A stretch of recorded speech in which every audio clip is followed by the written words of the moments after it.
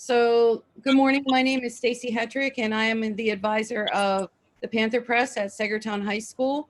And we're here today to talk about the importance of covering government meetings. So, everybody else that's part of this today, want to introduce yourself? I'm Aaron Fitzpatrick. I advise the FHS Press, the Shawnee Yearbook, and the Bulldog Beat broadcast program at Freedom Area High School. And I'll be helping Stacey along with this presentation today. I'm Kate Skuse. I'm a recent graduate of Freedom Area High School. I was the co-editor-in-chief of the FHS Press and also helped out with the yearbook. I'm Paul Skuse. I'm also a recent graduate at Freedom Area High School. I was co-editor-in-chief of the Shawnee Yearbook, news editor for the FHS Press, and member of the Bulldog Beat. Hi, I'm Sam Schellenberger. I'm the former editor-in-chief of the Saegertown High School Panther Press. All right. So, I'm going to share my screen with all of you so that you can see the presentation, and we'll get started. So, thank you everyone for being here today. Aaron and I both represent PSPA, Pennsylvania School Press Association.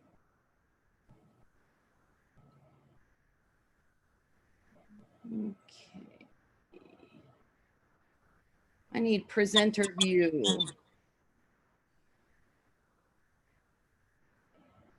Okay, so How's that? you need to, Is that in presenter view for you now? Here, I can set it up to be that way. Do you need to share your screen? Yeah. So Okay. I clicked share screen, Mhm. and mine is showing that it's sharing my screen, but I'm not showing what I don't know what you can see. We can't see anything yet. When you shared screen, did you click on the icon you wanted to share? How about that? All right, so now I can just put it in presenter view. Mm-hmm. All right, smooth. How's that? Excellent. All right, so you can see that we're here to talk about the importance of covering public government meetings. And let me see here. The first thing we want to cover is just very briefly, what is a school board and why is it important to you, right? So a school board is a legislative body of citizens called school directors who are elected by their fellow citizens and serve as agents of the state legislature. Each board has members who serve 4-year terms of office without pay. And their job is to administer the school system. And they have 3 main functions: planning, setting policy, and evaluating results. So basically, their job is to complete strategic planning, figure out the direction with help from administrative teams about where the school should be going, and then setting policy.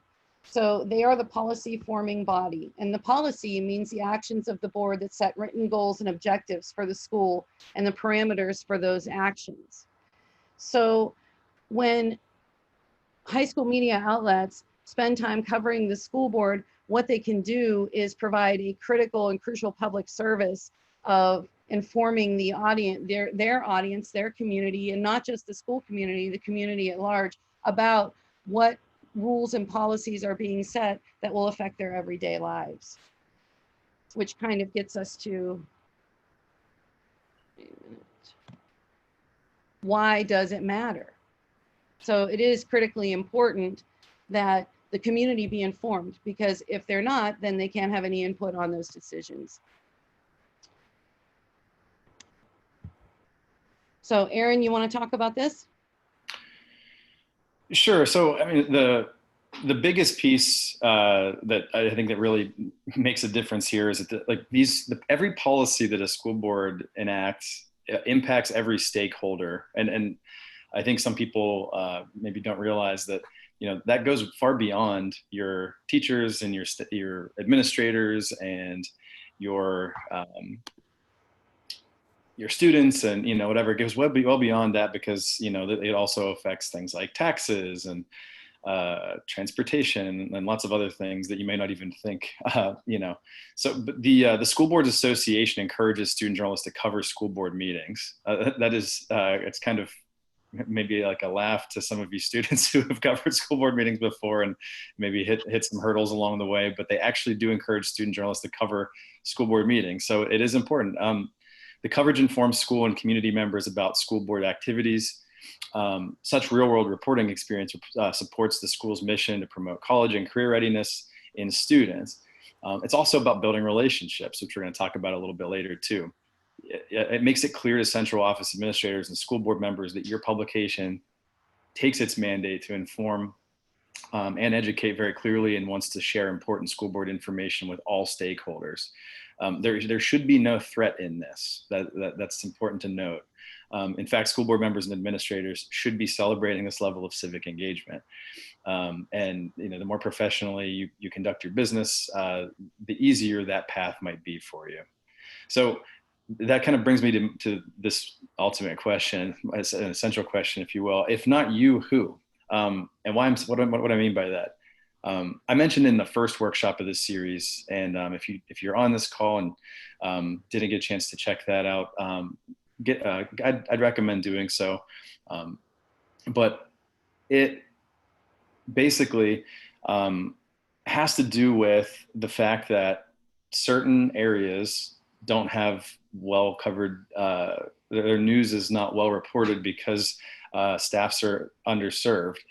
So like as newspaper staffs continue to be impacted by budget cuts and the push to digital, they're unable to cover as much ground in small media markets. So this creates what are known as news deserts, which I did talk about in that first session. What that means is it's an area where news surely happens, but isn't properly covered due to a lack of resources. So personally, I grew up in Du Bois in central Pennsylvania, where I was used to seeing the Courier Express cover the local school board, often on the front page of its daily print edition. By contrast, the Beaver County Times staff, which serves the area where I teach, they're unable to have a reporter at every school board meeting within its circulation area. So if my student staff didn't attend and cover our board meetings, no news organization would. And as Stacey mentioned, there are a lot more stakeholders subject to school board decisions than the school staff and students. So our student journalists owe it to their communities to ensure that school board proceedings are reported objectively and are public knowledge. Yep. So we're very fortunate in our area. We have a very strong local paper, the Meadville Tribune, that they have a reporter at every board meeting just about.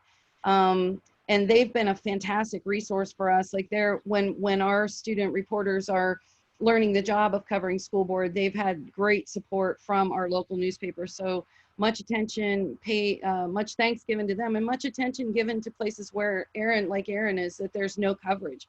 So that question, if not you, who? If you're not telling the stories of what's happening with your school board, then the public won't know. So the first step, just talking through like what happens at a school board meeting. So if you are an advisor or a student journalist, the first thing you need to do is find your school board information, whatever information it is that they have posted. Our district, Pencrest, is composed of 3 high schools and 3 elementary schools. And we have a pretty well-designed website, and it's a great clearinghouse of information on school boards. So I just put a screenshot in here, Pencrest School District, this is the school board page. And then you can see the guidance across the top, welcome, meetings, and policies. So, one of the things that we focus a lot on is policy. And I know that student journalists don't always find policy that exciting to read, but it certainly is. I see Sam smiling. It certainly is impactful, and we need to read and ask questions. So then I put the link in here, and I'm not sure if that link, if I can click that. I don't know if I can or not. Heidi, can you help me out there? I don't know. I don't think I can do it when I'm screen sharing that. Let me see here. So when you click on that, I know my screen share looks different now, correct? But find out where the information is for your district and then explore that site. So what we have here with the meetings tab is you can see every meeting. They use something called board docs, and you can enter as a public person. And they list all of their agendas there. And then for the work sessions are on Mondays, board meetings are on Thursdays. And the kids can go in and look at all of that. And it generates a lot of questions because there's a lot of things that are happening in the school board that, we student journalists don't know or understand the background of, et cetera. So it's a great place for learning about, what's going on with your board. So find out where the information is. As an advisor, spend some time, take your students there and have them look through, spend some time exploring, seeing what past decisions have been, so that you are constantly, trying to ready yourselves to be better at covering these kinds of meetings. Okay.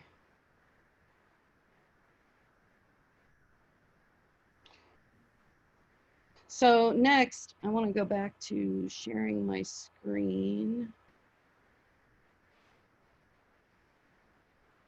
Clearly, I'm not a seasoned expert at this.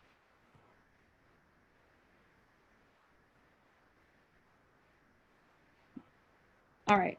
So for the Panther Press, basically, we decide who's going to cover the meeting. And Sam is going to speak to that a little bit later. But typically, it's an editor-in-chief, it's a news editor, it's a senior member. And then they're constantly trying to get younger members on board to do that, right? So our goal is to have somebody at every work session and every meeting. And oops, we always make the meetings. We sometimes miss a work session.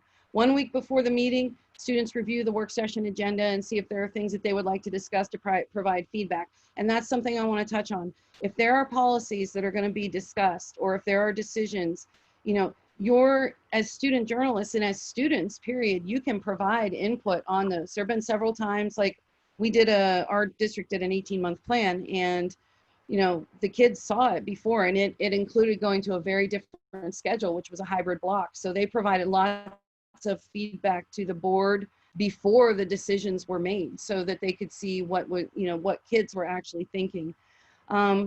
If anybody from your staff wishes to speak at a board meeting on any issue, you have to find out what do you have to do to register for that? Like for us, it's 48 hours in advance. The students need to contact the board secretary. We also do a school board update at every board meeting that is actually read into the record of what's happening in our building. And you can see on the screen, there's an example of what that looks like. So that starts the week before, putting out a notice to people like, hey, school board meeting, is there anything that you would like mentioned? And that involves typically like events that are happening, updates on the sporting teams, anything that's of consequence in our building. So Monday work session, students attend, they take notes, and either in Mars have been doing them virtually lately, which is nice, but they attend and take notes, seek clarifications after the work session. Oops. Wow. Wrong way. All right. Tuesday, put out reminders about the board meeting on social media, discuss the work session issues in journalism class on Wednesday, and finalize the board update. Thursday, they look at the agenda because separate agendas are put up in board docs between the work session and the voting meeting. So they talk about that. Somebody attends the meeting, delivers the board update, and then if they have interviews or things afterwards, to occasions they speak to board members. Friday, review what happened at the meeting, and then assign stories that need to be written. Follow up as needed with print or online stories. Okay, so our process is a little different, and one of the reasons that Stacey and I wanted to kind of go over how we did this was just to kind of let you know, like, let's say you're an advisor or a student who, your staff hasn't covered the school board yet. We wanted to let you know that there are lots of different ways that you can do that. You got to figure out what works for your staff. And so our process is a little less structured, a little less formal, but typically our newspaper's print issue news editor and the assistant editor, it's their responsibility on our staff to cover the school board meetings. And Kate and Cole have both held the position of news editor in the past, and they can talk to you a little bit about their experience in a little bit here. But those students know going in that if they're applying to be our news editor, that or the assistant news editor, that they will be responsible for covering our school board meetings. And we kind of felt like the reason that we kind of went with the beat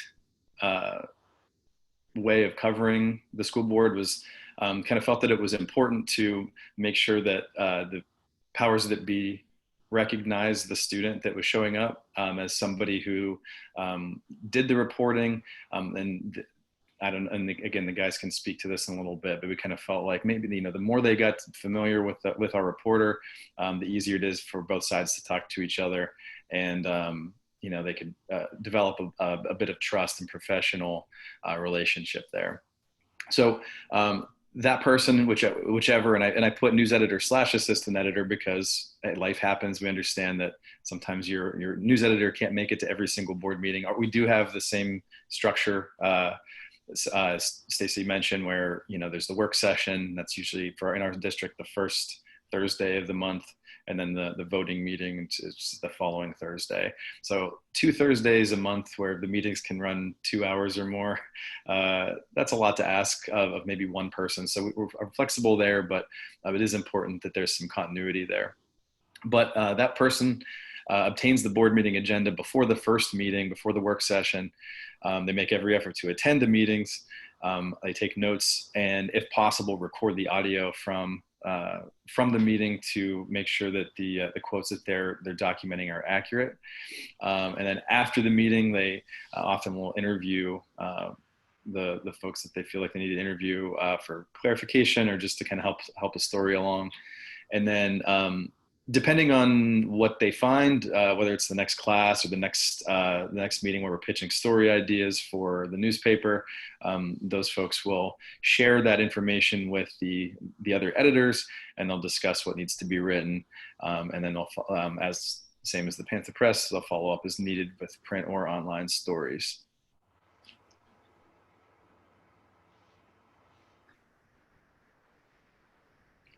Okay, so it's one thing for us to explain why it's so important to cover government meetings and to share our tips for doing so properly, but we also wanted to bring on our students who have performed that very necessary function for our respective newspapers and let them talk a little bit about their experiences. So they introduced themselves already, but from Freedom Area High School, we have Caden Cole-Skuse, and from Saegertown, Sam Schellenberger. Gentlemen, thank you for joining us today. We really appreciate it, especially during your time off in the summer, which we know is precious and far too short. Just to start, why don't you all three tell us a little bit about your experience on the newspaper staff and how you came to cover the particular school board? I guess I'll start. I was on the newspaper staff for 3 years. My first year I was news editor. The second year I was the editor-in-chief of our online publication. Then the third year I was the editor-in-chief of our print publication. I just started covering the school board because I had been to a few meetings in the past just for various reasons, and I thought they were very interesting. So I was like, I might want to try and be the news editor because I think covering school boards would be very interesting, and it would give me a chance to learn more about the district. So that's how I really came to cover the school board. Yeah, I'm kind of in the same boat. I wasn't a news editor until my third year, but the previous 2 years, I just went with Kate to the school board meetings because they talk about important things that relate to me as a student and other people in the school district. So I used that time to get to know the school board a little bit more, then also learn more about the school board, which led me to be news editor in my third year. So I started getting involved with the school board. I'm trying to think. My first year I was just regular staff writer. I did a little bit with it, but really the second year that I was in journalism, I started getting more into the school board stuff. Like as a class, we sat down and we helped revise policies and provide information and feedback towards the school district. Then we got hit up in this really, I guess, crucial election this year. So there was 4 board seats that were up for grabs. So we, as a drill, there wasn't really any coverage of it. So we wanted the voters to be informed. So we started doing candidate forums. We held 2 of them, and we did as much coverage of the election as we could, so that it was a very informed election as best as we could. So that's when I started getting involved, was shortly after we started doing all of our candidate forms. And I just want to say, if you're not involved in local politics, you should be. I don't know about what it's like for Freedom, but for Pencrest School District, it's a hoot to be at a meeting. I think Hayden Cole would echo that point. As far as to speaking to exciting being in local politics, we had a student delivering newspapers to a board member not long ago, who after the guys covered the school board election told our delivery person, one of our other editors, that our students should not be covering local politics and school board elections, which gave me a chuckle, and then we continued to do so. But I'm going to move on. They can talk about some of that maybe a little bit. What was your biggest concern when you realized that you'd be covering your school board, and how did you overcome those initial concerns? Let's start with Sam this time, and then we'll move on to Hayden Cole. I guess my biggest concern was I didn't want to be that guy who just constantly pestered them. And like whenever I started off this year, especially, like, I mean, like anytime that a superintendent showed up in our school, I would always be like right there, like, hey, what you here for today? Like, what's going on with this or that? And we'd be tweeting it on our Twitter and stuff like that. And like, my concern originally was I didn't want to be that guy that they would just see and go, oh my gosh, he's here again. And gradually I just sort of got over it. I'm like, well, that's kind of my job, is to just be there. And even if they don't like it, they know that I'm going to be there to, well, that they're being watched, so they can't make a decision that isn't going to be like put out publicly. I'd say mine was probably like more of the opposite. Mine was probably that I wouldn't be noticed, because like it's kind of like I'm nerding, I guess, for my first time that I was covering school board meeting, like, oh, I'm with all these people that are making decisions for the school. I don't know if they'll really care about me. But like over time, we came to like know all the school board members. They all knew who I was, mainly because I was the only one at the meetings. But so they sort of overcame that, and like started talking to them more and like getting more insight on like their decisions, like just talking with them.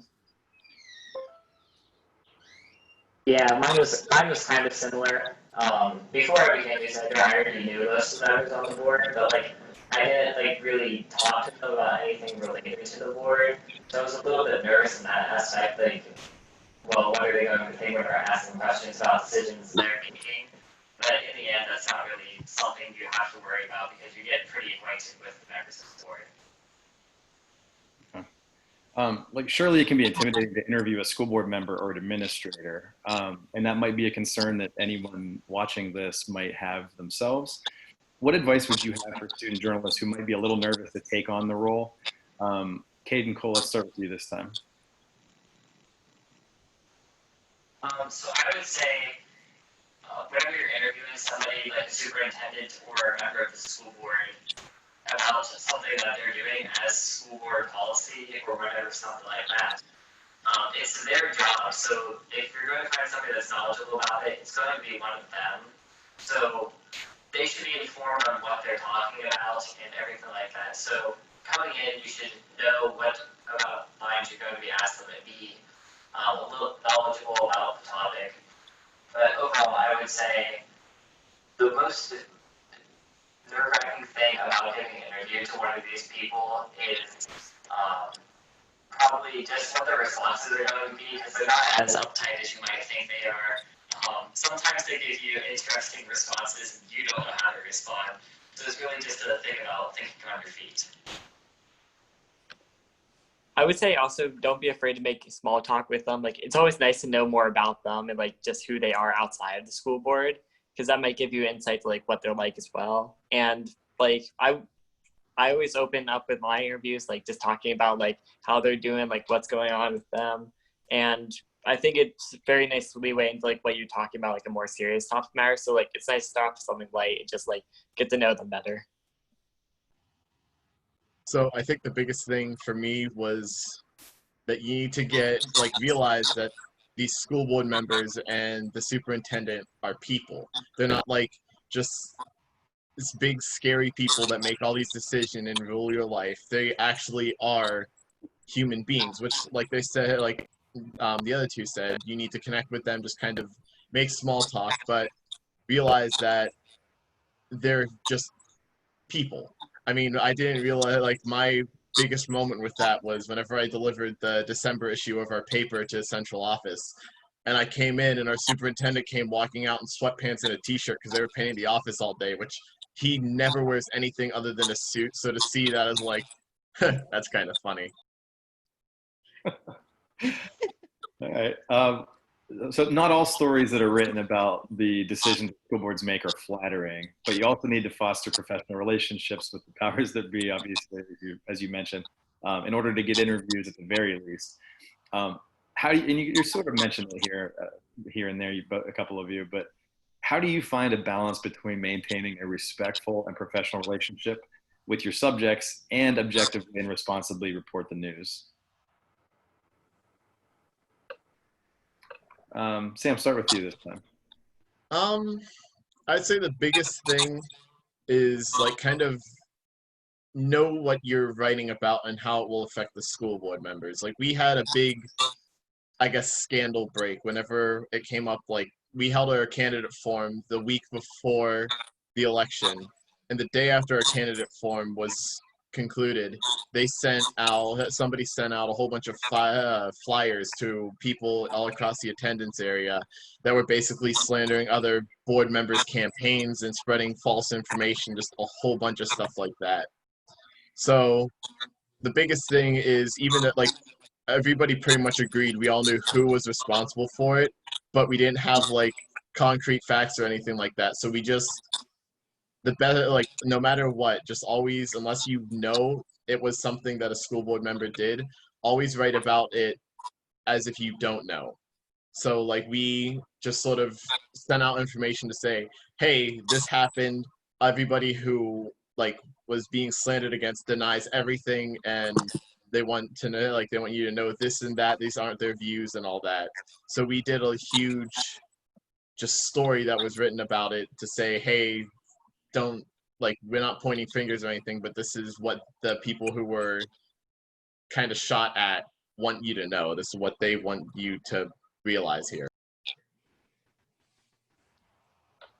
Yeah, like for me, I wrote an article on, like, all the school board members, because we had, like, a big election as well. We had I think it was 6 seats, since one of the board members wasn't returning.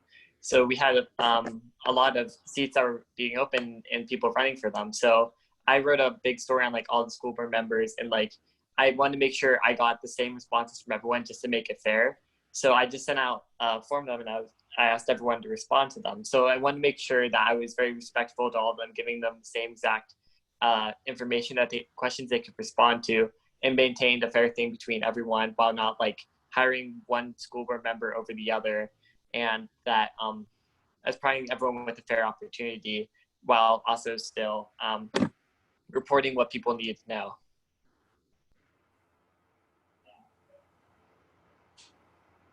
Yeah, whenever you are reporting on things like school board meetings, it's definitely better to focus on the words and actions people are doing, especially if you're recording them, because you can, if you're just saying what they said at a meeting, they really can't deny that if it's something they aren't a huge fan of. But anything that there's only one way to interpret it, that's the best way to report something, especially if you have some other way of backing up what they said, like a recording at a meeting.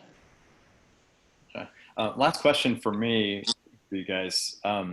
Is there any other advice that you have for students or advisors who are considering delving into the world of covering local government meetings or school boards this fall? I would say don't be afraid to ask questions about what's on the agenda, because I know a lot of times we see stuff on the agenda that we might not know what it is, so we have to, like, look up, like, for example, sometimes they have policy changes, so we're like, oh, why are they changing about this policy? Like, why was the reason that this needs changed in the first place? Because I know, like, for example, one time they had to change policy to include, like, online fundraising, which was something that was very interesting, like teachers should know about, because there was something going on with another teacher trying to use online fundraising. So it was like something that was changing that all teachers should know about, so that they would be able to have more accessibility. So it's something that we just need to ask questions about and try and get as much information as possible before reporting on it.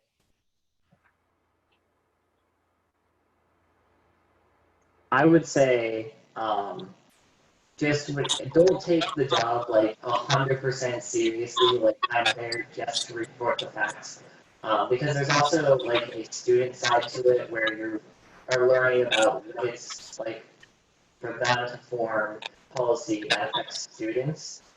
They don't keep a straight journalistic sense of everything that's going on, but also think about what it's impacting you as a student. Because for me personally, there was a lot of decisions that I may not have disagreed, that I may have just reported straight on, that I personally might have disagreed with. Though you shouldn't let your bias show in your writing, still, it's still okay to voice your disagreement sometimes with actions that school board members are taking. It's not going to hurt you as a journalist, but I think most of the time when I brought something up to the school board, they appreciate it because they might not have known it was a problem.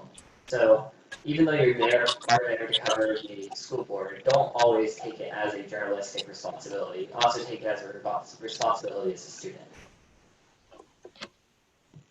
So I guess my advice, if you're not involved with school board or any local politics, my biggest advice is that you should be.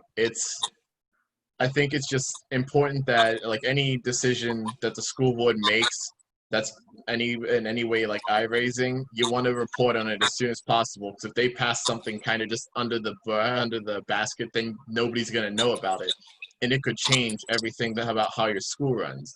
So get involved with local politics. Make sure that you have somebody at all the meetings, and plus, it's just fun to be at the meetings in general. Like the first meeting I ever covered, they spent at least an hour talking about the creation of an esports team. So seeing all these people who are probably never who probably can't figure out how to text somebody on their phone talking about video games for an hour was absolutely humorous to see what they were trying to get across. So it can be fun, and at the same time, like if you want to get into it, start by contacting all the members in the school board, right? Like little profiles, like, hey, do you know this about your school board members? This is how they, like, this person in their free time likes to do this, and just reach out to them and start making connections, because whenever a big thing happens with your board, that means it's easier for you to just go, hey, I saw this was on the agenda last night. I'm not sure like what that means. Could you clarify for me? Just make connections and get involved as much as possible. Thank you, guys. All right, I just want to jump in there with one comment, Sam, for all the olds that you just offended. I apologize on your behalf. So we'll just move on from there. But esports was cool, and it resulted in an esports tournament that was actually the Panther Press sponsored, which was pretty neat. So moving on.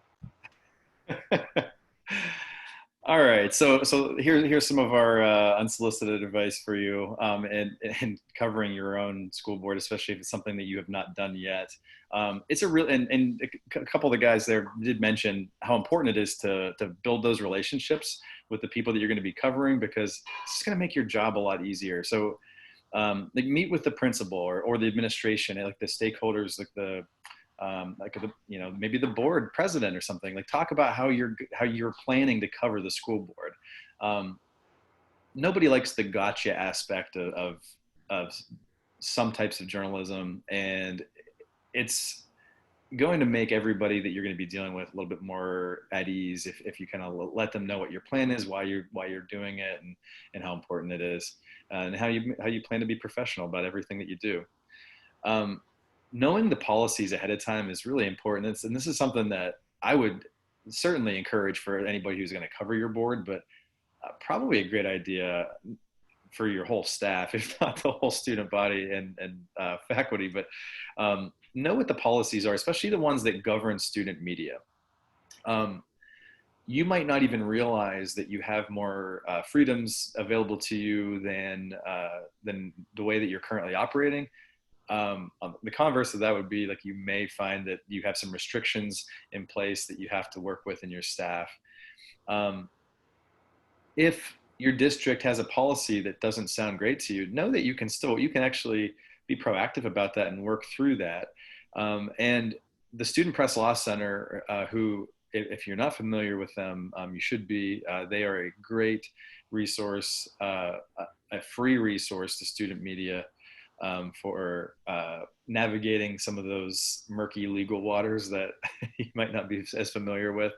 But on their site, they have ideal guidelines for student media that, like, let's say your district has a policy about your student media organization, or that governs student media, that you feel could be tweaked, could be revised or whatever. That's a great place to start. It's actually a place where my staff started after my first year advising.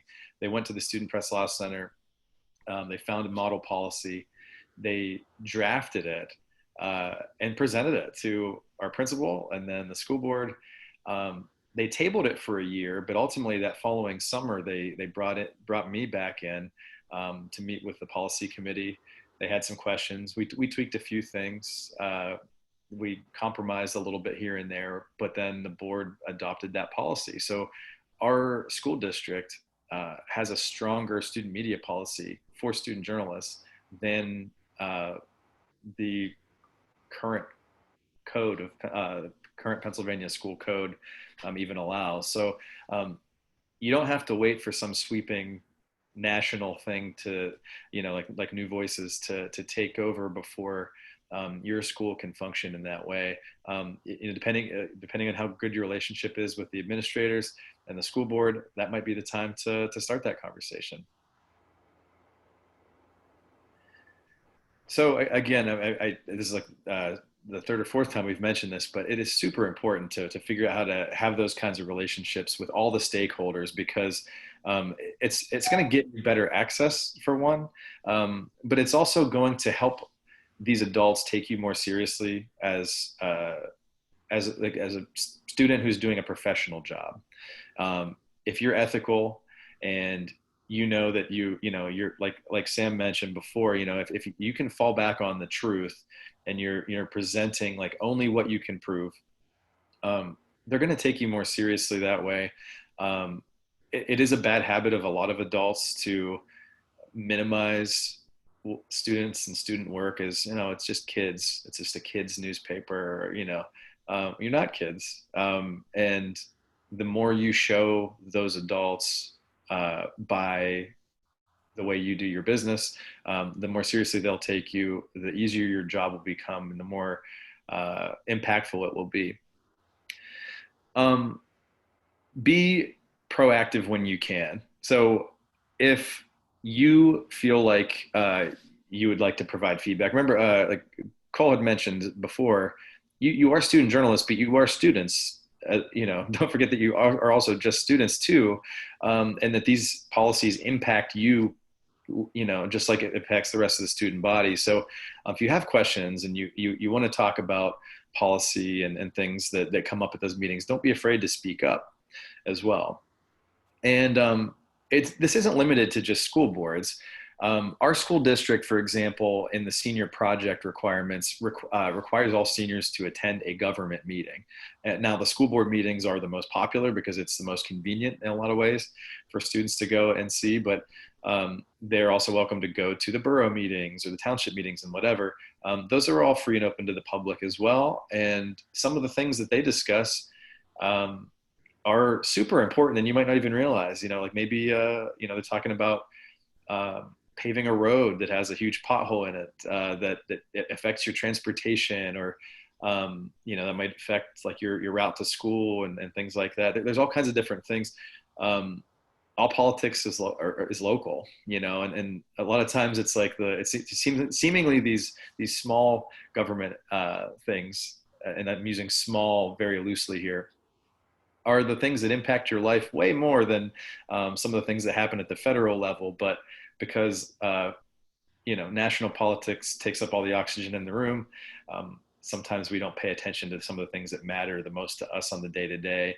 But again, like I said at the beginning, we live in this situation where media staffs, especially like newspapers and small markets, are waning, and they might not be able to get to all these things. And if you and your staff find that important, you want to get to those things, you could be serving a very, very important role. Yep, absolutely. And I want to just go back on one or two of those things.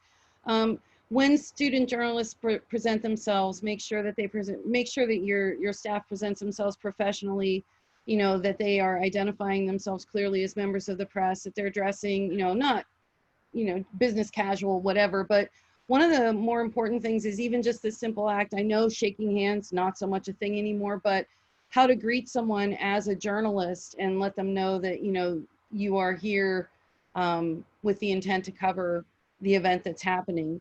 So let's move on. So, oh my gosh, what just happened? All right.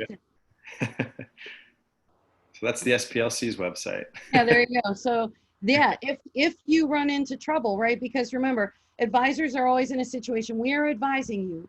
And as advisors, that there are times when, that can be an uncomfortable place to be. Your staff should always know that they have many places that they can reach out. And the first place is the Student Press Law Center to, help them resolve any, conflicts that may come up when you are covering school board or covering administrative things that are happening in your buildings. All right. What fun we're having with this. All right. So I'm just going to leave it like this. So candidate forum, consider that. We did a small candidate forum in April because we have 3 attendance areas, and there's one of them that's very rural and they typically don't have the opportunity to meet the candidates. So we did a small candidate forum in April, and then based on the success of that, we did a full-scale candidate forum on October 29th, which was just the week before the election. And we based our forum on how the Meadville Tribune conducts theirs. The kids did a fantastic job of running it. And the school board members actually, how many were there, Sam? I forget. How many candidates were there? 8? I think we had 8, because I think there was 2 that didn't show that we were trying to get. Yep. So I think we had a very good turnout. We probably had 50 or 60 people there. If you're interested in running a candidate forum, you can email me, and Sam and I can give you all the information that you need about how to do that.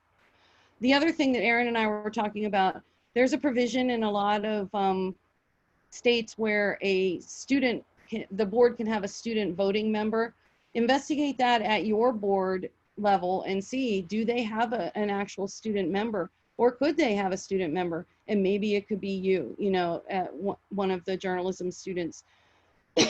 We also share tweets, live tweets, if something really interesting happens at the school board meeting. They will tweet that out, tweet it at the Meadville Tribune, so that people are aware as quickly as possible. And again, the Student Press Law Center's legal hotline gives you all the information that you need if you should run into any questions that you don't know how to answer. So the goal of covering public meetings like the school board is to inform and empower stakeholders to be part of the decision-making process. So whichever, Cole or Cade, whichever one said it, I really like that. You are a student as well, right? And you're a member of the community who is impacted. So you have a great responsibility and a great privilege to talk, share that information with your community. And it's also about student journalists forming positive professional relationships with the adults who shape the policies and the practices that govern their daily lives as students. So in the time that we've been covering the school board, we've actually seen administrators, central office administrators approach the journalism class and ask, hey, this is something that's being thought about. Would you be interested in providing feedback? So know that the stronger those relationships are, the better your ability to have input will be, right? So, and remember, adults should see student journalists as competent young professionals practicing their craft. So know what you're doing, do your backgrounding, don't be this guy, Be prepared. So when you're walking into a meeting, you know, have the agenda, know that you've looked at it, have some ideas about what's going to happen at that meeting. So be prepared. I had to add a meme because, you know, I just thought that we all needed a little smile there. So more information.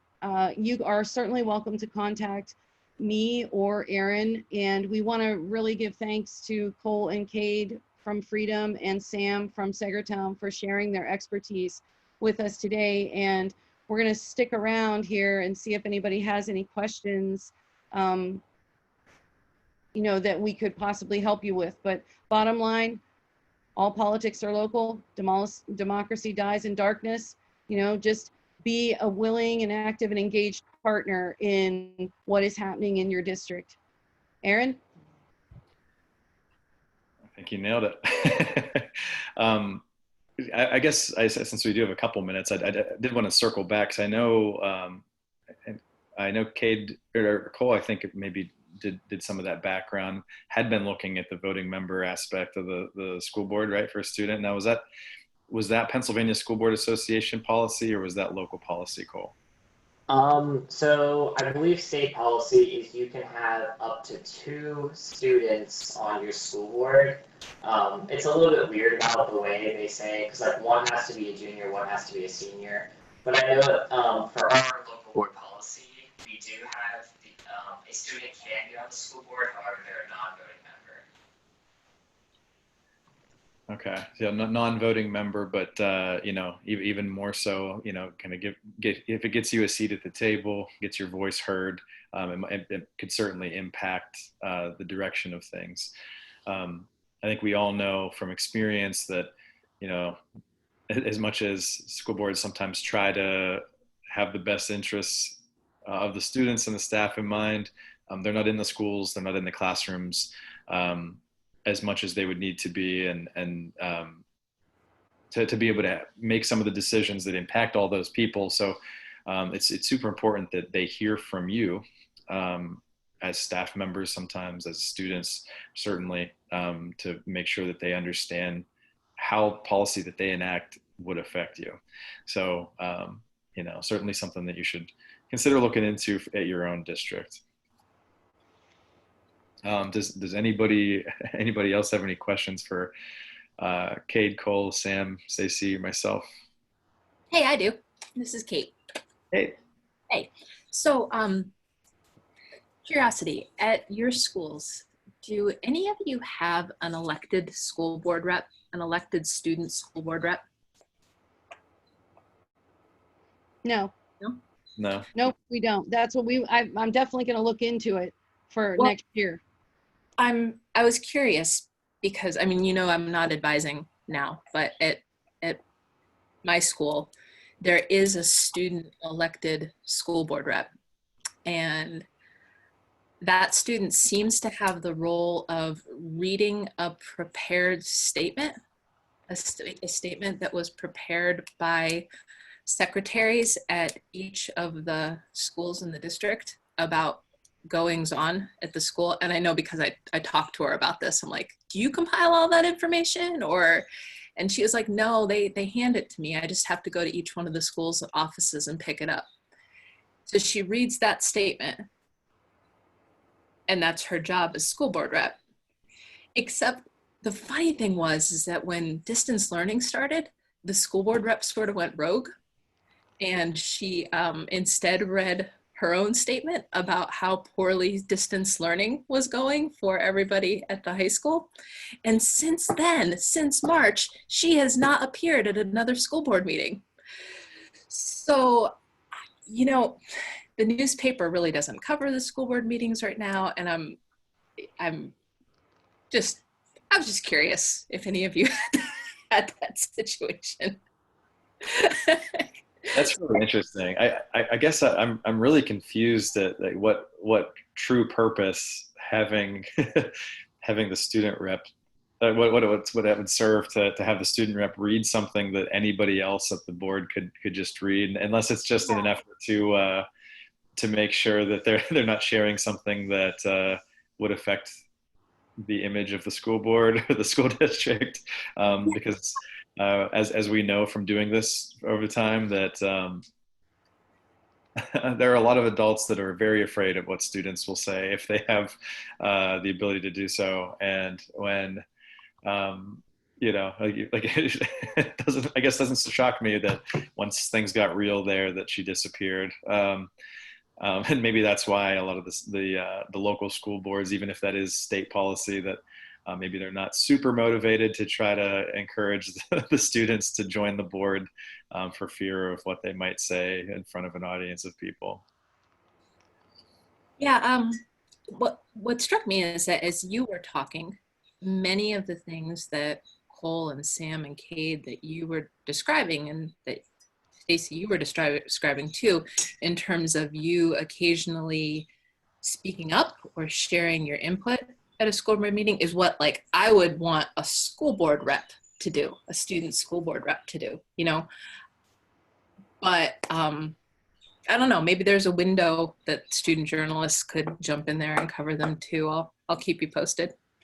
Thanks. Yeah, I'd like more information about that, because we have the same, like we had, so several years ago, you know, there was a junior and a senior who were school board reps from our building, and all what they were doing was providing an update, right?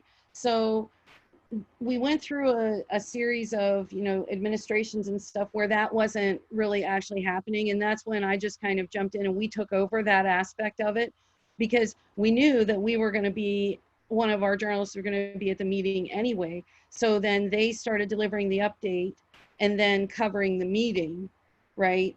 And then writing about things that were happening in the meeting. But I just feel like kids should have, there should be a voting member at the table, or there should be somebody at the table, and we don't have it, Kate, in our district in any way that's meaningful right now. So that's definitely something that, you know, I want to encourage students to look into this year. Yeah, I'm pretty sure it's included in our board's policies that they have a student rep, and it's an elected position at the school. So students campaign and run for it just like they do for other student council offices. But it's not much of a representational role at the moment, at least. And it seems to have been this way for a while. Interesting. I'll definitely be looking into that. Anybody else have questions?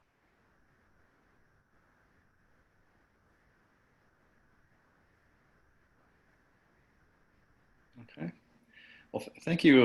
Thank you for taking time to join us. Cade, Cole, Sam, again, thank you for taking time out of your summer to jump on and share your expertise with us. And if at any point you decide as a staff that you're going to tackle this thing and you want some resources, or you just, you know, need a kindred spirit to bounce some ideas off of, feel free at any time to get a hold of Stacey or myself. And we can even put your students in touch with our students that are doing this or whatever. We found, certainly through PSPA and things that we're doing, that the ability to kind of reach out and connect with other people that are doing the same thing really makes this a little bit easier on everybody. And it's a nice network to have. So if you have anything for us, please let us know. And with that. I have a final couple words too, just that if there are professional journalists that are covering the meetings too, reach out to them. I want to just double back one more time and just say that, you know, the Meadville Tribune journalists have always been extremely gracious. You know, even if you just go up and introduce yourself, like, hey, can I just watch what you do? You know, when we had our candidate forum, we had 3 outlets there all sitting together with our student journalists, you know, and he was able to see how they were covering it. So, you know, also consider reaching out to professional journalists. But we wish you well on your journey to, you know, bring more information to the public and your community. And we're here as a resource for you. So thank you everyone very much for joining us today. All right, guys, thank you so much for tuning in. I'm sorry my video is not working. I wish you could see from my face. I'm very grateful, but I hope you can hear from my voice. As always, a great job, and we're just so thankful that you guys are willing to do this at 9 a.m. On your summer. That just shows, really, it means a lot to us. We know during pandemic times especially, it's a whole other game. So thank you guys again for tuning in. The recording will be up, and we'll have it for anyone that's interested. And yeah, thank you guys so much. All right. Thank you. Thank you so much. Bye, guys.